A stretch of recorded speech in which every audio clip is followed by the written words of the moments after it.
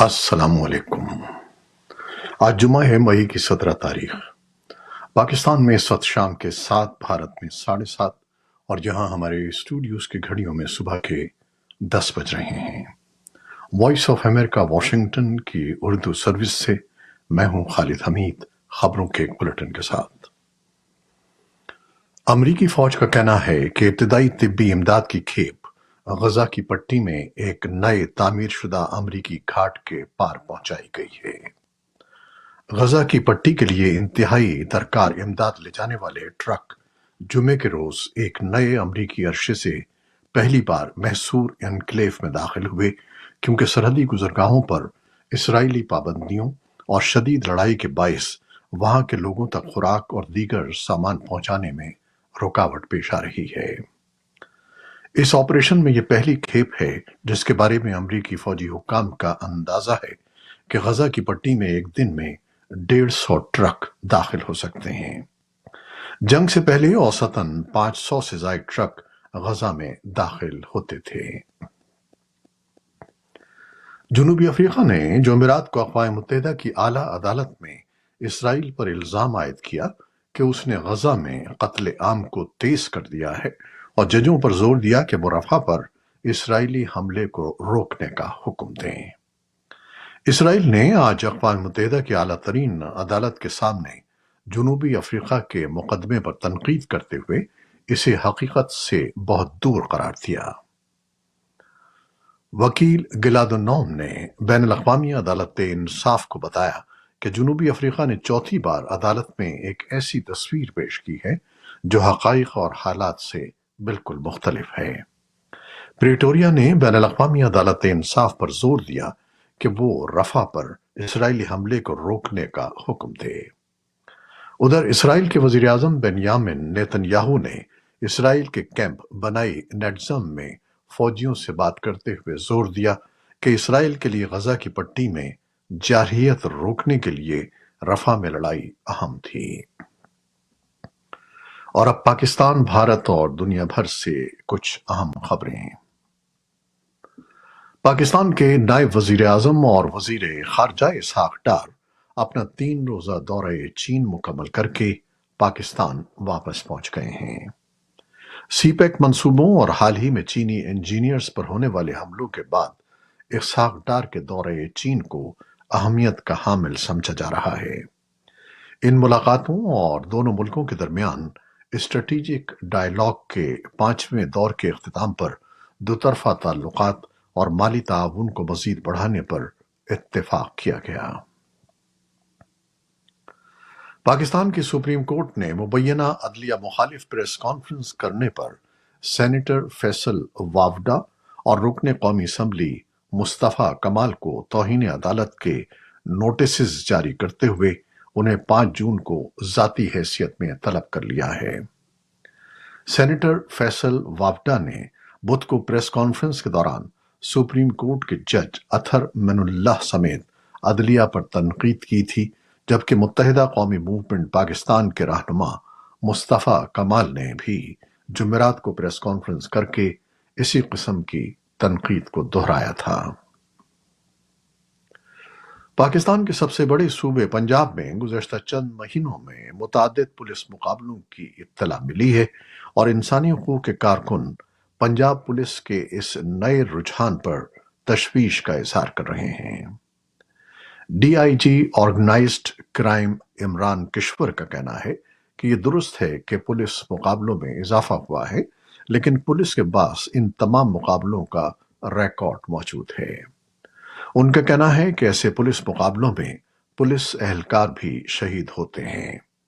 Human rights commission of Pakistan یا HRCP کی حالیہ رپورٹ میں کہا گیا ہے کہ رینجرز اور فوج کے ہاتھوں ماورائے عدالت قتل اور پولیس کے محکمہ انسداد دہشت گردی، زمینی اور انسانی حقوق کی سنگین خلاف ورزیاں ہیں۔ HRCP نے کہا کہ گزشتہ سال مبینہ طور پر 618 لوگ پولیس مقابلے میں مارے گئے تھے اور 24 حراست کے دوران جاں بحق ہو گئے تھے۔ افغانستان کے صوبے پکتیا کے ڈنڈ پٹھان میں طالبان اور پاکستانی سرحدی فورسز کے درمیان جھڑپیں जुमे को चौथे रोज भी जारी रहीं। तालिबान की बदरी यूनिट के कमांडर अब्दुल हमीद खुरासानी ने अपने एक्स पेज पर कुछ तस्वीर पोस्ट की हैं और दावा किया है कि एक मस्जिद तालिबान के वजीर दाखिला ने सरहद अबूर करने वाले मुसाफिरों के नमाज के लिए बनवाई थी। वो और एक क्लिनिक पाकिस्तानी फौजियों ने कल की फायरिंग में तबाह कर दिया है। तालिबान और पाकिस्तानी सरहदी अफवाज ने इस लड़ाई और सरहद पर जारी झड़पों के जारी रहने की वजह पर कोई बयान नहीं दिया है। कोरोना वैक्सीन कोविशील्ड और कोवैक्सीन के साइड इफेक्ट्स के इंकशाफ ने सेहतकारों को तशवीश में मुब्तला कर दिया है। भारत में मज़कूरा दोनों वैक्सीन लगाई गई थीं। डॉक्टर्स के मुताबिक भारत में भी कोरोना की वबा के बाद मरीजों की तादाद में इजाफा देखा गया है। मुख्तलिफ उम्र के लोगों और ख़ासतौर पर नौजवानों में हरकत क़ल्ब बंद होने से मौत के वाक़यात ज़्यादा हो रहे हैं। ताहम उनका कहना था कि ये यकीन के साथ नहीं कहा जा सकता कि इसकी वजह कोरोना वैक्सीन है। रूस के सदर व्लादिमीर पुतिन ने चीन के सरकारी दौरे में चीनी रहनुमा शी जिनपिंग के साथ जुमे को मुलाकात की और तिजारती और सकाफती तबादलों पर तवज्जो मरकूज रखी। पुतिन ने शिमाल मशरक़ी शहर हार्बिन में चीन रूस एक्सपो देखी और दोतरफा तिजारत में इजाफे को सराहा, जबकि शी ने कहा कि चीन उम्मीद रखता है कि यूरोप की अमन और इस्तेहकाम की तरफ जल्द वापसी होगी और वो उसके लिए तामीरी किरदार अदा करता रहेगा। रूसी हुकाम ने जुमे को बताया कि यूक्रेन ने रूस और जजीरा नुमा क्रीमिया पर गुज़श्ता रात ड्रोन से हमला किया, जिसमें एक बच्चे समेत 2 अफराद हलाक हो गए और एक ऑयल रिफाइनरी को आग लग गई।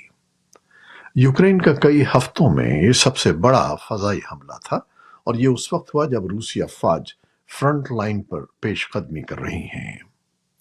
रूस की फौज ने दावा किया है कि उसने मुल्क के जुनूब में यूक्रेन के 100 से ज्यादा फजाई और समुद्री ड्रोन्स को रोका है या उन्हें तबाह कर दिया है।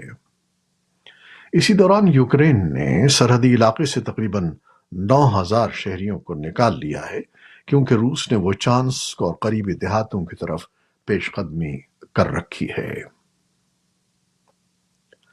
मलेशिया के हुकाम ने बताया है कि रियासत जौहर में जुमे की सुबह 2 पुलिस एहलकार हलाक और एक उस वक्त जख्मी हो गया जब उन पर एक शख्स ने हमला किया। हमलावर पर अलकायदा से मुंसलिक अस्करियत पसंद ग्रुप जमातुल इस्लामिया JI का रुकन होने का शुबा है।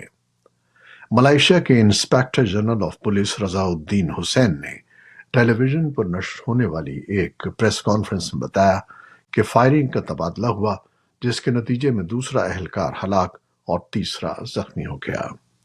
रजाउद्दीन ने कहा कि मुश्तबा शख्स भी फायरिंग के तबादले में मारा गया। इलेक्ट्रिक कार बनाने वाली अमरीकी कंपनी टेस्ला ने कहा है कि रिहायशियों और माहौलियाती कारकुनों की मुखालिफत पर काबू पाते हुए बर्लिन से बाहर इसकी प्रोडक्शन साइट को बढ़ाने की मंसूबे की मंजूरी दे दी गई है। साइट पर सालाना 10 लाख कारें तैयार करने की सलाहियत को दुगना करने के मंसूबे का ऐलान सन 2023 में किया गया था। ये थी वो खबरें जो फेसबुक लाइव पर हमने आपके लिए पेश की।